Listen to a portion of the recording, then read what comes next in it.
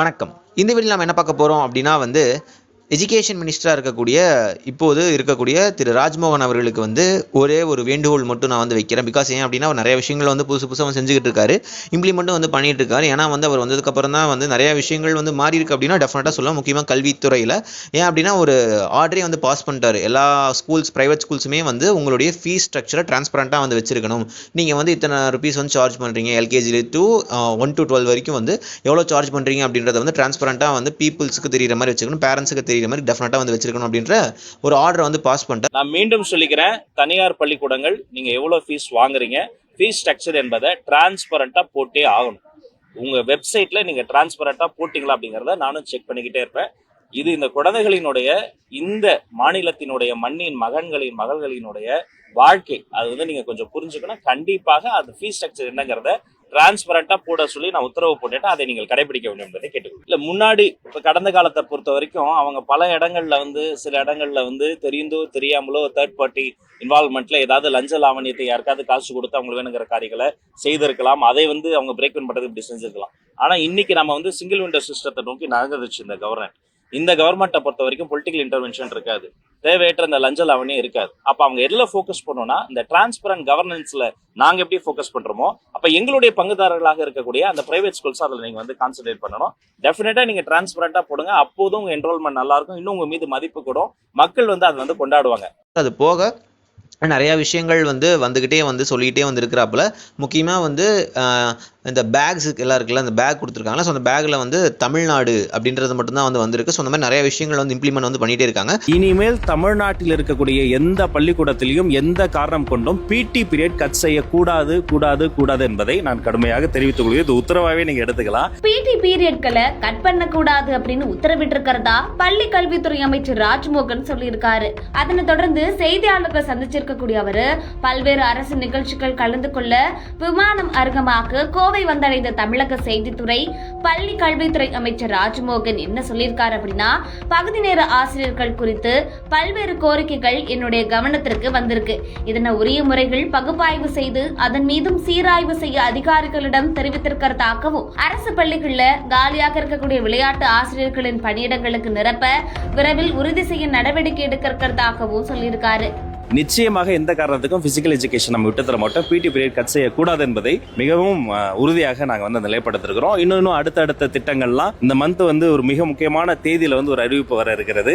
எங்களுடைய இலக்கு ஒன்றுதான், கல்வியில் மட்டுமல்ல, கேள்வியில் மட்டுமல்ல, சகலத்திலும் ஒவ்வொரு குழந்தைக்குள்ள இருக்க தனித்திறமை வெளியே வரணும். ஒலிம்பிக் பதக்கங்கள் வாங்கக்கூடிய பட்டியலில் நிச்சயமாக தமிழ்நாட்டில் இருக்கக்கூடிய மாணவர்களும் இடம்பெறணும் என்பது எங்களுடைய கனவாக இருக்கிறது. நிச்சயமாக அதை அடைவோம். பல பள்ளிகள் பாத்தீங்கன்னா தரம் உயர்த்தப்படாமல் ஸ்மார்ட் கிளாஸ் திட்டங்கள் எதுவுமே செயல்படுத்தப்படாமல் இருக்குது. அதுக்கு நம்ம எந்த மாதிரியான, அது ஏற்கனவே ஒரு முறை நான் சொன்னேன், அது ஒரே நாளில் ஒரே இரவில் அது செய்து முடித்து விட முடியாது. அது சும்மா நம்ம அப்படி பில்டப்பாக சொல்ல அவசியம் இல்லை. ஆனால் ஒரு நாள் நிச்சயமாக அதை செய்வோம். கொஞ்சம் கொஞ்சமாக ஸ்பாட் போட்ஸ் கொண்டு வந்துட்டோம், கண்காணிப்பு திட்டங்கள் கொண்டு வந்துட்டோம், முன்பை விட கழிப்பிட வசதிகளையும் குடிநீர் வசதியும் மேம்படுத்தி இருக்கிறோம். நான் முதலில் போட்ட கையெழுத்தே தமிழ்நாடு முழுக்க இருக்கக்கூடிய அந்த கழிப்பறை வசதிகளையும் குடிநீர் வசதிகளையும் உறுதி செய்வதற்கான கையெழுத்து தான். அதனால் டெஃபினெட்லி ஒரு நாள் அந்த மகிழ்ச்சியான ஒரு தருணம் வரும். தமிழ்நாடு முழுக்க இருக்கிற எல்லாருமே ஸ்மார்ட் கிளாஸ் ரூமா நம்ம மாற்றுவோம். இன்றைய தினத்தில் பார்த்தீங்கன்னா மதுரையில் இருக்கிற எம்எல்ஏ அவங்க குழந்தை அரசு பள்ளியிலேயே மீண்டும் தொடர வச்சிருக்காங்க. ஆனால் பெரும்பாலும் அரசு பள்ளி சேர்க்கை கொஞ்சம் விகிதம் குறைந்து வருகிறது. மாண்புமிகு சட்டமன்ற உறுப்பினருக்கு என்னுடைய இதயபூர்வமான வாழ்த்துக்கள். அவருக்கு ஒரு எம்எல்ஏ ஆன பிறகும் கூட அவர் மிகுந்த வாஞ்சையோடு அந்த குழந்தையை கொண்டு அரசு பள்ளியில் சேர்த்திருக்கிறார். இப்போ எல்லாரும் அதை செய்வாங்களா சொல்ல முடியாது. ஏன்னா ஒரு குழந்தையின் மீது எடுக்கக்கூடிய அந்த முடிவு என்பது தந்தையின் முடிவு மட்டும் கிடையாது, தாயின் முடிவு இருக்கிறது, அந்த குழந்தையினுடைய சுய விருப்பம் இருக்கிறது. இருந்தாலும் கூட அந்த மாண்புமிகு சட்டமன்ற உறுப்பினர் அவர்கள் இப்படி செய்திருப்பது ஒரு குட்வில்ல, ஒரு நல்ல ஒரு ஜெஸ்டர் வெளிப்படுத்தியிருக்கு. அவருடைய குழந்தை மட்டும் இல்ல, அரசு பள்ளியில் படிக்கிற எல்லா குழந்தையுமே எங்களுடைய குழந்தைகள் தான். எல்லா குழந்தைகளுக்குமே நாங்கள் வாழ்த்துக்களையும் வணக்கங்களையும் இந்த நேரத்தில் சொல்லிக்கிறோம்.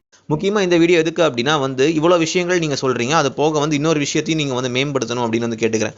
எவ்வளோ விஷயம் இருக்குது, பட் இருந்தாலும் இது எஜுகேஷன் ஓரியன்டாக இருக்கட்டுமே அப்படின்றதுனால இந்த ஒரு வீடியோ மூலியமாக நான் சொல்கிறேன். பிகாஸ் ஏன் அப்படின்னா இப்போ வரைக்குமே நீங்கள் எல்லாத்துலேயுமே கொஞ்சம் கொஞ்சமாக மேம்படுத்திட்டு இருக்கீங்க கவர்மெண்ட் ஸ்கூல்ஸை. இப்போதைக்கு நான் சொல்கிறேன், ஏன்னா ஒரு மாதம் தான் ஆயிருக்கிறதுனால எதையுமே குறை சொல்கிற அளவுக்கு அந்த அளவுக்கு ஒன்றும் பெருசாக இல்லை. ஃபேக் நியூஸஸ் வேணால் வந்துகிட்டு இருக்கு.